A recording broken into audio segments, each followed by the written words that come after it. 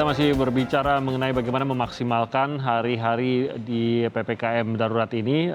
Kita masih bersama Bang Ali Mohtar Ngabalin, Pak Haryadi Sukamdhani, dan juga Pak Triunis Miko. Pak Miko, kalau melihat angkanya memang benar dari hasil testing ini angka positifnya memang menurun begitu. Tapi Anda lebih paham, terutama dibandingkan dengan rate dari testingnya, bagaimana positivity rate-nya, bagaimana analisa Anda, terutama dalam setidaknya seminggu belakangan di mana testing menurun, tapi angkanya masih sangat mengkhawatirkan sebenarnya angka positifnya. Saya mau cerita kondisi di Indonesia.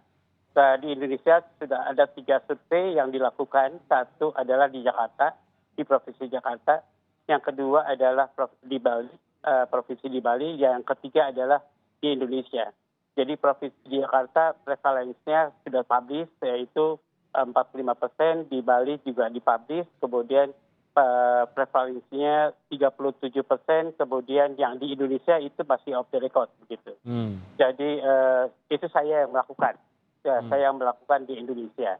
Kalau saya lihat prevalensi di Indonesia itu tidak merata antara urban dan rural, pedesaan dan perkotaan. Kemudian tidak merata semua kabupaten.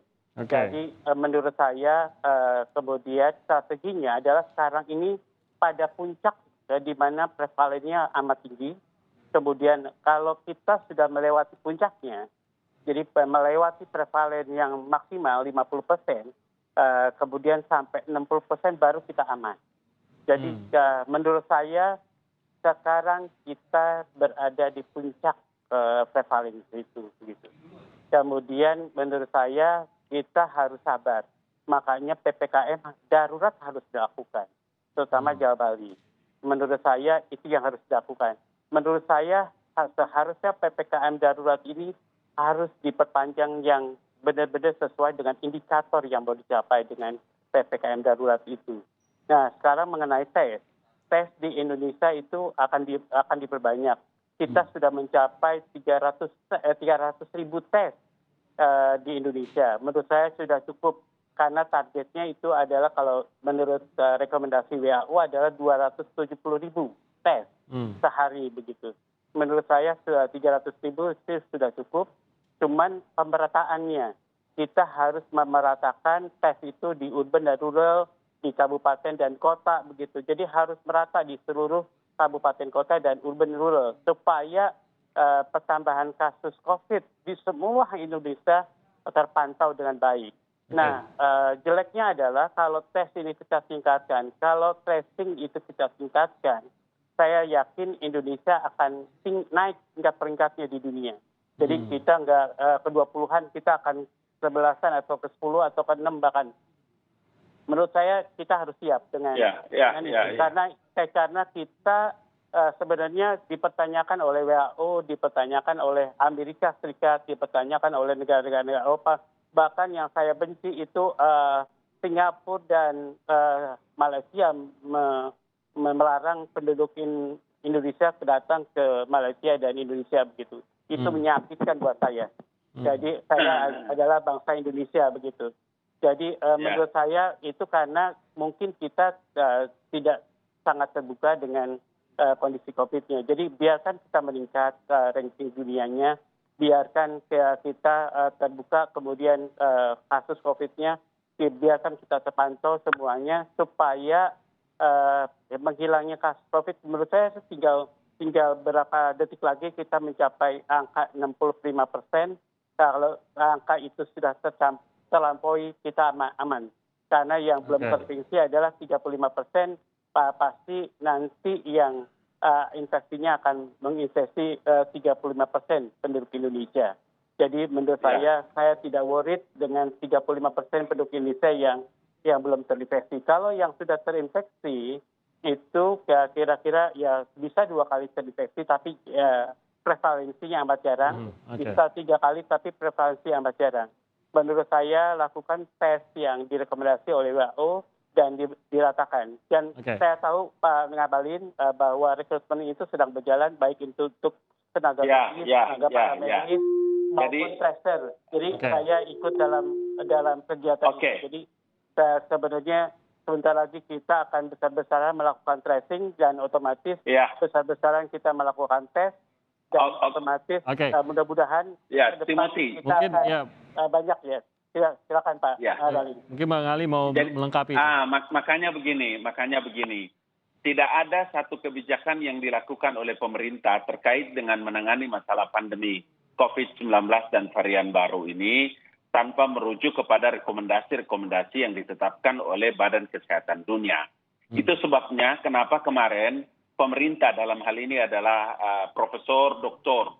Tito Karnavian selaku Menteri Dalam Negeri kemudian menetapkan standar testing dan tracing COVID-19 yang harus dipenuhi oleh setiap kepala daerah untuk mencapai deteksi dan pengendalian laju penularan COVID-19. Maka itu kita temukan penetapan standar itu tertuang seperti di dalam instruksi Menteri Dalam Negeri itu, saya ingat nomor 22 tahun 2001 tentang PPKM Jawa dan Bali. Demikian juga dengan yang nomor 23 tentang PPKM Mikro di luar Pulau Jawa dan Bali. Kenapa begitu? Karena peningkatan testing dan tracing ini wajib dan harus dipenuhi oleh seluruh kepala daerah. Tadi beberapa keterangan dari beliau, Pak Miko, saya senang sekali. Nah, saya sedikit kaitkan terkait dengan masalah testing nih. Tadi betul, tidak semua di kabupaten. Makanya dalam aturan itu, pemerintah telah menetapkan target minimal jumlah orang yang harus dites di setiap hari, ya, seperti umpama di kabupaten kota. Salah satu contoh, saya kasih beberapa contoh deh. Umpama di Kabupaten Bandung, di Kabupaten Bali sana, Badung. Bali itu ditargetkan 1.524 orang per hari, Timothy. Begitu juga di Tangerang, Banten, itu 4.872 orang per hari. Di Jakarta Pusat umpamanya 1.955 orang per hari. Atau di Banda Aceh diperkirakan 592 orang per hari. Atau di Kota Jayapura 438 orang per hari. Dan seterusnya dan seterusnya. Kenapa begitu penetapan angka ini? Karena berdasarkan hasil perhitungan rasio positivity-nya, rate itu dengan jumlah penduduk di setiap daerah. Nah, begitu juga dengan masalah tracing. Maka dilakukan sampai dengan mencapai lebih dari 15 kontak erat per kasus konfirmasi. Jika hasil pemeriksaan positif, maka perlu dilakukan isolasi dan seterusnya dan seterusnya. Dengan begitulah maka, Timothy, ini sebagai tambahan, penetapan standar yang tadi Bang Ali sebutkan itu, pelaksanaan testing maupun tracing itu menjadi lebih terukur, ketat, kemudian sorry kalau Bang Ali menggunakan kata tidak semraut, dan sekaligus bisa dibentuk satu kontrol yang dilakukan oleh pemerintah pusat terhadap pelaksanaan testing dan tracing COVID-19 di daerah. Gitu. Menjelang 26 nanti, apakah ini juga pemerintah akan mendorong agar naik lagi angka testing dan apa upayanya yang akan dilakukan? Iya, makanya tadi kita sampaikan bahwa ada standar yang harus dilakukan, ya. Jadi pemerintah itu menetapkan standar testing dan tracing COVID-19 minimum yang harus dipenuhi di setiap kepala daerah untuk mempercepat deteksi dini dan pengendalian penularan COVID-19. Jadi ini yang kenapa Bapak Presiden menekankan sampai dengan tanggal 25. Jadi artinya jangan dianggap bahwa karena perpanjangan waktu itu pendek dari tanggal 20, tanggal 25, apakah bisa? Iya bisa, harus bisa dilakukan. Sehingga nanti dilihat dari data-data apakah bisa kemudian memberikan data yang terbaik. Makanya Bapak Presiden mengatakan tanggal 26 itu akan dilakukan pelonggaran secara bertahap dan bertahap. Gitu. Oke, saya kembali ke Pak Aryadi. Pak Aryadi, ini kan seperti baru saja kita ungkapkan juga bahwa memang tanggal 25 ini pun atau apakah sudah dilonggarkan tanggal 26 ini pun, ini kan masih ada berbagai pertimbangan, melihat berbagai indikasi juga begitu. Nah, dari kacamata para pengusaha ini juga bagaimana melihatnya? Karena bisa dibilang ini kan ketidakpastian juga. Apakah 26 pelonggaran atau tidak juga merupakan ketidakpastian. Harus kita lihat angka-angkanya. Sementara ya di sisi lain pengusaha juga pasti tidak ingin juga kalau dalam kondisi buruk kita sudah dilonggarkan gitu. Karena bisa menjadi resiko bagi baik itu karyawan, pekerja maupun bagi usahanya itu sendiri begitu Pak Haryadi. Ya, memang dari rekan-rekan itu sudah membuat skenario terburuk, Mas Timothy. Jadi andai kata kondisinya tidak membaik, apa langkah yang terpaling akhir yang dilakukan oleh pelaku usaha? Yaitu menutup usahanya, Mas, untuk mengurangi kerugian. Itu yang akan terjadi. Dan itu memang langkah yang terakhir yang harus dilakukan, dan memang cost-nya itu akan menjadi mahal. Karena nanti waktu merestart lagi bisnis itu tidak murah ya nantinya.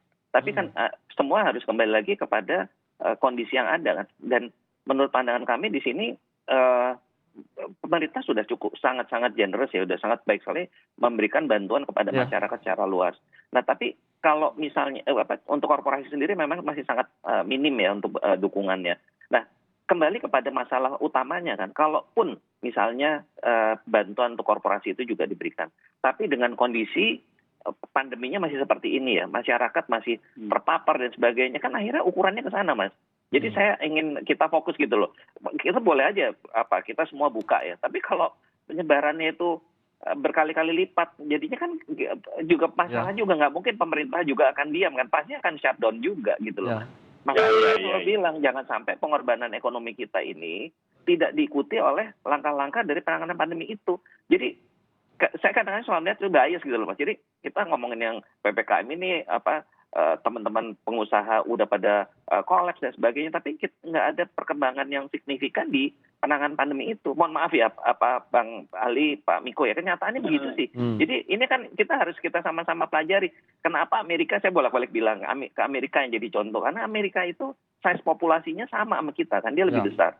Ya kalau India ekstrim, India juga berhasil melakukan lockdown yang sangat ketat dan ini, tapi kita kalau India kita masih agak khawatir lah karena size populasinya juga sangat besar. Jadi saya pikir India tuh ketidakpastian juga besar sekali. Tapi kalau Amerika itu size-nya hampir mirip sama kita dan masyarakatnya juga kurang lebih juga sama dengan kita, artinya dari segi perilaku ya. Nah jadi kalau kita melihat itu kenapa dia bisa melakukan keluar dari zona merahnya gitu ya, karena memang mereka melakukan 3T-nya dan vaksinasinya secara masif gitu loh. Nah jadi ini kan PR kita bersama. Jadi memang saya selalu berpikir kalau di sisi pemerintah alangkah sayangnya dana yang sedemikian besar keluar untuk bansos, bukannya kita nggak suka bansos Bang Ali ya, tapi kan nggak menyelesaikan masalah gitu loh. Bansos itu kan sifatnya hanya temporary. Itu jadi kita mau bagaimana, jadi ayo kita kembali kita buka aja deh masalahnya apa, nanti kita gotong royong kita selesaikan ini karena memang tidak mudah. Yang paling berat sekarang itu treatment itu bagaimana orang yang terpapar itu bisa terkendalikan. Tapi kalau saya melihat dalam perjalanan dari tanggal 3 sampai 20 Juli ini yang isoman ini juga kenyataannya banyak yang sembuh praktis ya nih Pak Miko, saya nggak tahu persis situasi tapi relatif terkendali. Jadi teman-teman yang isoman ini khususnya memang betul-betul dia bisa isolasi mandiri betul di rumahnya itu bisa sembuh. Yang problem itu adalah yang di daerah padat penduduk Mas Timothy itu yang problem bagaimana mau dia bisa isoman kalau satu rumah isinya 10 orang, rumahnya kecil gitu ya. Nah ini yang juga jadi PR kita bersama, bagaimana jadi target-target 3T-nya vaksinasinya mungkin ini yang lebih diarahkan yang masyarakat yang paling berisiko ini gitu menurut saya ya. Jadi kita ada suatu plan yang lebih clear masifnya seperti apa, karena ini Bang Ali juga kita khawatir Bang Ali, Presiden udah bilang kita mau 1 juta lah, 1 juta nggak nyampe vaksinasinya kan gitu kan. Nah ini kan hari demi hari, mohon maaf kalau kita di perusahaan kan ilmu manajemennya gitu Bang Ali, jadi target harian kan kita ada ya, wah ini kalau begini bagaimana gitu. Nah ini yang perlu kita pikirkan Mas Timothy. Jadi kembali lagi saya sih khawatirnya ya terus kita patokannya PPKM itu bukan apa-apa, patokannya adalah rasio tadi, masalah bor, masalah dari sisi kondisi ketersediaan daripada nakes, fasilitas kesehatan kita, itu yang patokannya. Jadi kalau itu menjadi itu mau kita bicara apa ya balik lagi pasti akan terjadi pengetatan lagi. Demikian Mas. Oke. Nah mungkin tanggapan juga ini terakhir, tanggapan juga mengenai bantuan yang diberikan baik itu bantuan sosial langsung atau para pekerja maupun juga kepada UMKM, membantu banyakkah hal ini apalagi juga sekarang ditambahkan Pak Haryadi? Ya pasti membantu Mas. Dalam kondisi seperti ini apapun bantuan itu pasti membantu. Nah, pertanyaannya adalah seberapa lama bantuan itu akan bisa diberikan, kan itu juga masalah juga ya, kalau kondisi seperti Cepat ini. apa gitu. Dan juga kalau dari sisi korporasi boleh saya sampaikan, korporasi ini sangat berat nih Bang Ali nih. Listrik juga nggak dikasih diskon, yang namanya PBB juga masih seperti itu dan sebagainya. Karyawan juga kita tetap harus tanggung kan, walaupun sebagian besar sekarang sudah dirumahkan. Tapi ini adalah masalah-masalah yang menurut saya juga perlu dipikirkan. Belum lagi juga Bang Ali, teman-teman di perbankan juga restrukturisasinya juga masih ada perbedaan antara satu bank dengan bank yang lain, OJK wilayah satu dan wilayah itu juga jadi masalah juga. Jadi banyak hal di korporasi yang menurut saya perlu kita selesaikan. Tapi kalau dari sisi bansos, menurut pandangan kami appreciate kepada pemerintah, apalagi sekarang juga mau dikeluarkan bantuan untuk subsidi upah ya Bang Ali, itu terima kasih. Walaupun kami kalau boleh usul sih sebenarnya dalam subsidi upah ini bisa dikompensasikan juga sebagai bantuan korporasi. Jadi selama ini yang terjadi Mas Timothy, bantuan upah sendiri ya upah sendiri gitu. Nah ini kalau boleh karena perusahaan juga sulit, itu adalah bagian daripada pembantu korporasi. Jadi subsidinya itu adalah ditujukan untuk menggantikan daripada upah perusahaan yang memang kondisinya tidak memungkinkan mereka memberikan upah dengan kondisi normal begitu Mas. Jadi jangan terpisah antara bansos dengan upah. Ini kalau harapan kami supaya juga bisa membantu di perusahaannya, demikian. Oke, baik, semoga dapat ditangkap juga. Ya, singkat saja Bang Ali. Sedikit saja, saya ingin menyampaikan begini, karena kan pemerintah itu terus-menerus, saya juga terus-menerus di Kompas TV menyampaikan tentang betapa pentingnya memutus mata rantai penyebaran virus COVID-19. Dengan adanya anjuran untuk di rumah saja, sehingga kemarin Bapak Presiden kan dalam press conference kan menyampaikan, tadi Mas Hardi terima kasih, ada menambah alokasi anggaran perlindungan sosial itu mencapai 55,21 triliun. Tidak ada lain dan tidak ada bukan kecuali untuk membantu masyarakat kecil yang menghadapi situasi sulit akibat pandemi yang berdampak langsung, terutama dalam situasi yang muncul sebagai dampak pemberlakuan PPKM level 4 ini. Apa yang mau saya bilang di sini Mas Timothy, tidak ada lain kecuali begini. Semua yang dilakukan oleh pemerintah ini tetap ada antisipasi-antisipasi. Apa yang dikeluarkan oleh Bapak Presiden itu ada antisipasi-antisipasinya. Jadi kalau nanti kita mendengar berita hoax di lapangan, kemudian pasar dan lain-lain, izin mohon ampun, lewat Kompas TV, paling tidak dialog ini mencerahkan dan saya mau bilang abaikan semua berita-berita hoax, berita-berita yang membuat masyarakat itu tersesat di ruang publik. Itu aja yang saya mau tekankan. Setuju, harus dihindari. Terima kasih banyak Bang Ali Mokhtar Ngabalin, Pak Triunis Miko, terima kasih banyak atas waktu pagi hari ini, Pak Haryadi. Terima kasih, Pak Ali. Sehat-sehat semuanya Pak. Terima kasih. Terima kasih.